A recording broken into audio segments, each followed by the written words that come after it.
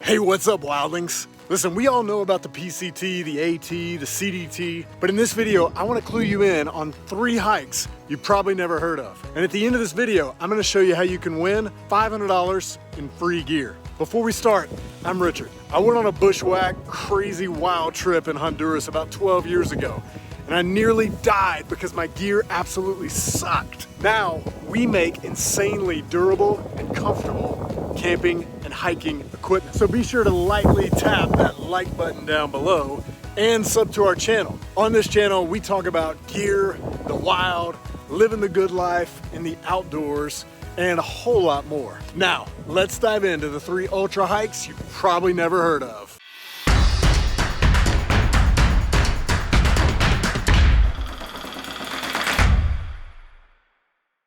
In this first video, we're gonna talk about the American Discovery Trail, which is absolutely huge. Let's take a look. We're gonna dive into the American Discovery Trail. This is an epic trail. This is part 1 of a 3-part series where we're gonna be looking at some of the biggest hikes in America. And you've probably never heard of these hikes, but they're really quite amazing and worth understanding how to participate in them. The American Discovery Trail is going to be first, the Great Western Loop is going to be next, and the Eastern Continental is going to be next. Let's dive into the American Discovery Trail. This trail is so stinking cool. It is literally Pacific to Atlantic, crosses the whole United States. There's even 2 routes in the middle of the United States. The way that this trail got started, okay, because it is over 5,000 miles long, right? To get from one side to the other. 5,057 miles on, I believe the southern route is actually longer than the northern route. So if you take the southern route, it's 5,057 miles. You start in California or you start in Delaware and you move from coast to coast, which is incredible. Think about the versatility that you have to have in your gear and the diversity that you're going to experience going from coast to coast. So this all started back in the 80s, okay? The father of this trail was actually inspired by a movement. The hike was a movement that was started basically with a political agenda in mind. And when it got started, they started out in San Francisco and they moved all the way through to Delaware. They landed on the steps of the Capitol, and along the way, they had tons of hikers just joining this group. The American Hiking Association or Society, they spent 411 days walking from coast to coast. They were trying to raise some awareness around a certain political agenda. In each state, they would pick up pathfinders and hikers and people that wanted to be involved with what they were doing. It's really quite interesting. And after all of this work, they ended up dubbing this a national scenic trail. Like when it got said, it was all said and done. Pretty amazing to see the influence that just one group of people over a 411-day period can have on our entire nation, right? The American Discovery Trail consists of several different trails going through our homeland. Now, it crosses so many different states, and it's an incredible amount of volume. So if you want me to dive really deep and get super nerdy into this, leave me a comment below, like, subscribe, all that stuff, but comment below, and that will let me know that you guys want to see another video related to like each section of the American Discovery Trail. But all in all, this thing goes through 15 different states. It goes through, depending on where you start, you might start in Delaware, you might start in California, but it goes through California for 276 miles, all the way to Delaware. And a total of over 5,000 miles is incorporated and packaged into this single trail,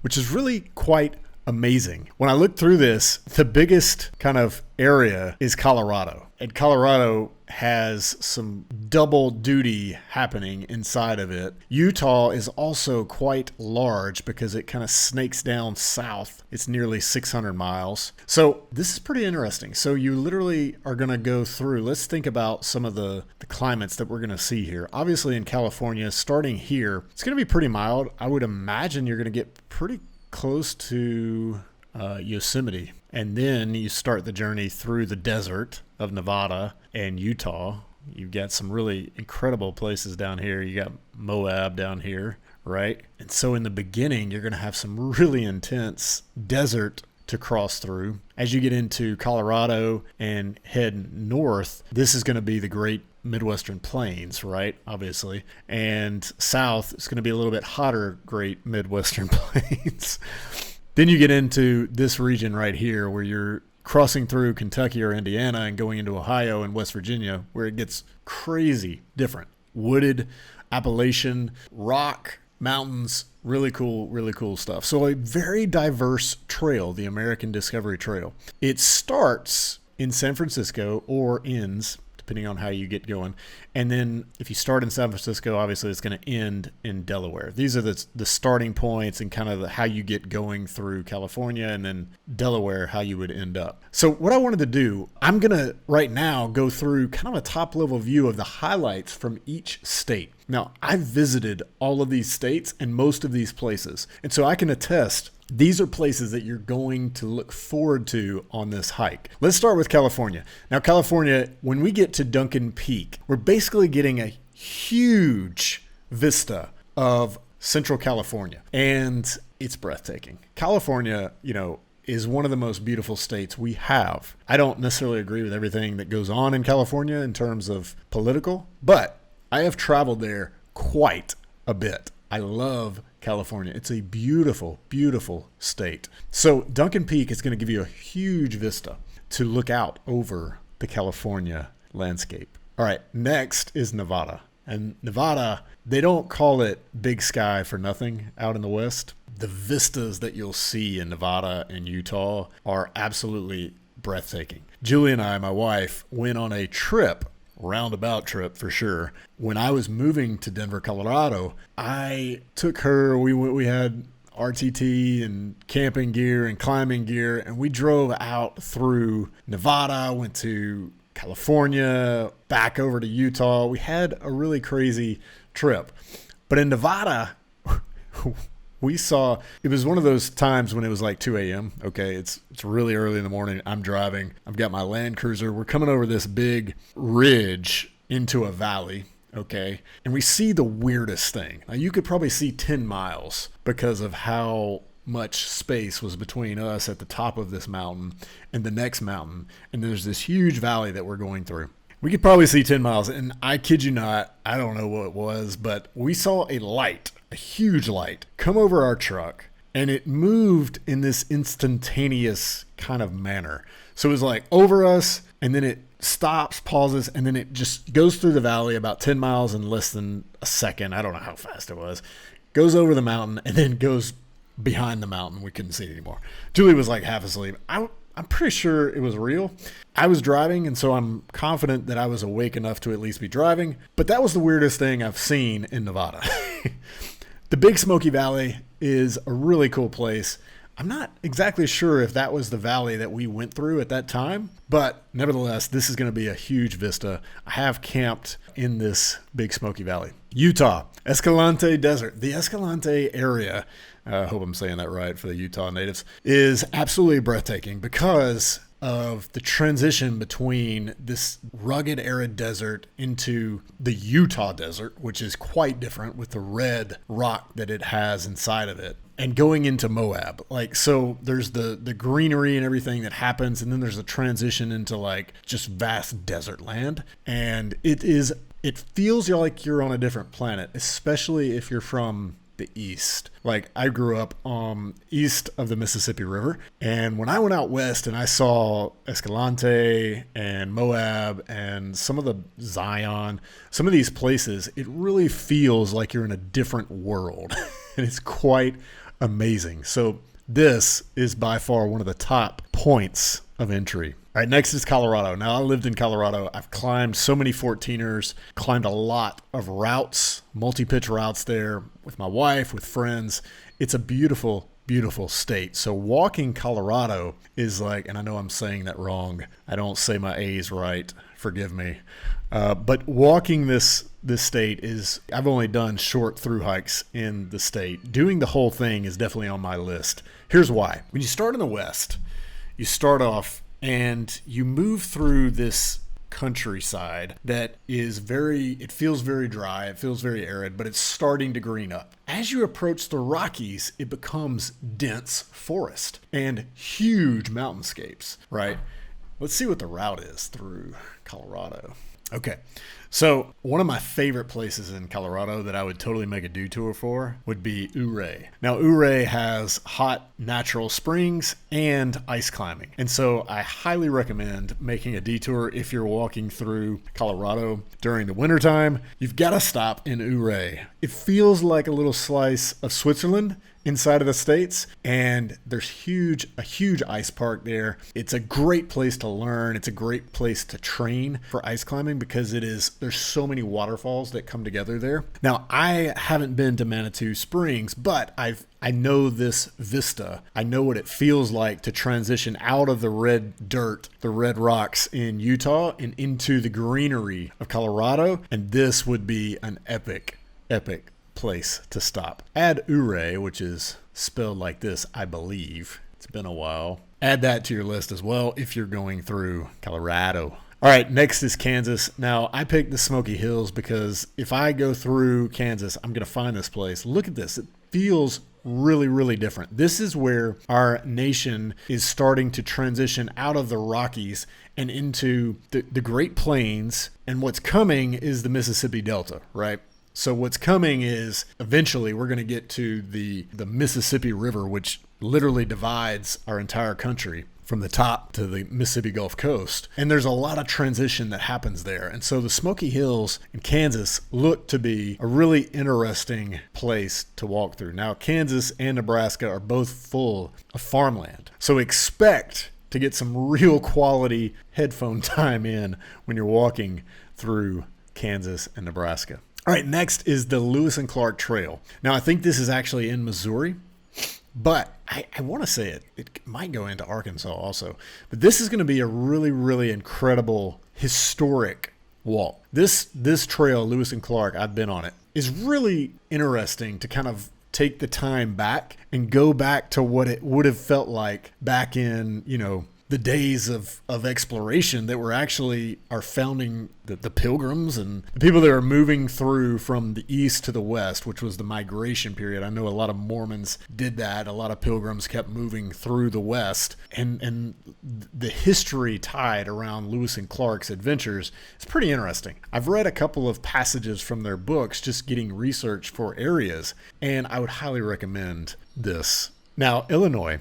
I've climbed in Illinois. It's pretty crazy. You think about Illinois, you think about Chicago, right? But there's a lot of beautiful wilderness in Illinois. I have climbed in the Garden of the Gods. Now, this is different from the Colorado Springs Garden of Gods, but this is a wilderness area that is quite unique. I mean, look at the formations of those rocks in Garden of Gods wilderness area. Next, we look at the Yandote Caves. I hope I'm saying that right. I believe this is in Indiana, southern part of Indiana. It might be in Kentucky. I have to go back and look. But I know in Kentucky, you've got some epic caves, like huge caves. And this cave system is actually on the ADT trail. So obviously check out the caves when you go through this. Ohio, I'm not from Ohio, but my wife is, and I don't know all of the things about Ohio. I've only been there a few times, surprisingly. But they do have this really cool thing called the Serpent Mound, which I believe was a Native American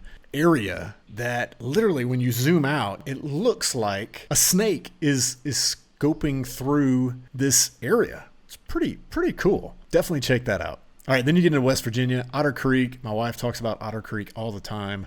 She went there as a kid. This is a must. You've got to go see it. West Virginia is beautiful. It's one of the most beautiful states we have in the East, and it's very little discussed in trails and hiking destination areas. I don't know why. Then you got Maryland. One of the cool places that I've seen in this area, the Maryland area, is the Great Falls Creek. And then you hit the Atlantic Ocean in Delaware, which obviously is cool. So this is a snapshot of everything that happens when you go on this 5,000 mile trek across the United States. What an epic journey. What an epic challenge this is. I don't know that I'll ever be able to walk 5,000 in one go. But a cool thing that you can always do is take a trip and do a section, maybe do 100 miles and just whittle away at one of these epic trails that we're going to go over. Really quick, here's the gear that I would use on this trail. Because of the diversity that is on this trail, I would need my Nube hammock shelter. The cool thing about the Nube is that it does go to ground, so you can actually set it up as a tent or in the air. It's way more comfortable to sleep in the air,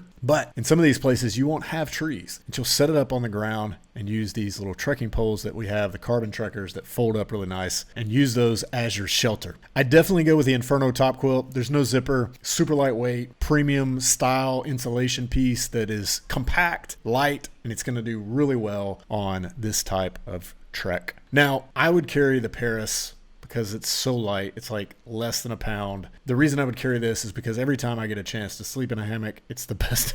It's the best. Sleeping on the ground is definitely the next layer down. I would take the AirPad XL or the Inferno underquilt, depending on how much time I'm going to be spending on the ground versus in the air. The AirPad obviously can be used inside of the hammock, and it'll add a little bit of insulation, so you won't need the underquilt depending on the season that you're going in. But if you're going to be in the air most of the time, definitely go with the underquilt and stay in the air. The Buffalo Plus is just the most luscious pillow you've ever slept on. The Sport Chop is a must. That's how I would eat. Solar system. If you're on a 5,000 mile hike, you're going to have times where you span 6 days with nothing. You've got to do a 6-day journey through a portion of this. That's the max. Okay. And now I want my phone, I want my battery charged because A, I'm using that as a GPS. B, I want to be able to call somebody if I need help or send some type of text updates to my family and friends. And so I would definitely have a way to charge my phone, and I would have a backup power pack. This power pack would allow me to not only power my phone and my other devices, maybe a camera battery. It's USB-C. It's got a huge power storage, really low weight, 9 ounces or less. And it allows you to use the Ember heated pullover when you're on the trail. Now, even if you go in the summertime, the desert is cold at night. And so you're going to wind up wearing a shorts and t-shirt most of the journey if you're going through in the milder months of our nation. But when you get to the nighttime, you're probably going to, if you're moving around a lot, taking the Ember will allow you to, one, you've got a really flexible pullover that's going to bridge a lot of temperature gaps. But if it gets crazy cold, you can take that power pack, turn the heat on, and warm yourself up really fast. I know it's a trail luxury, but if you're going to have a jacket anyways, if you're going to have like that extra precautionary layer, might as well be able to warm up and use the power pack that you're already having to take just in case there's an emergency. All right, that wraps up the ADT. Hope you enjoyed that. Drop a comment if you want me to go deeper into the ADT, because I sure as heck will. Hey, listen, if you hate getting rained out or being freezing cold, or maybe you just don't like being uncomfortable when you're in the wild, you're not alone. We've been helping wildlings sleep better outside for over 10 years now. If you want to try our gear out, absolutely free, just click below and go to our website. Or you can hit that sub button and we'll send you something special through the YouTube algorithm. Now, about that free gear, if you go down below, there will be a link in the description.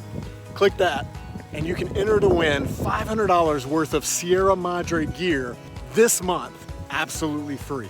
All right, stay comfy, wildlings. I'll see you in the next video. Cheers.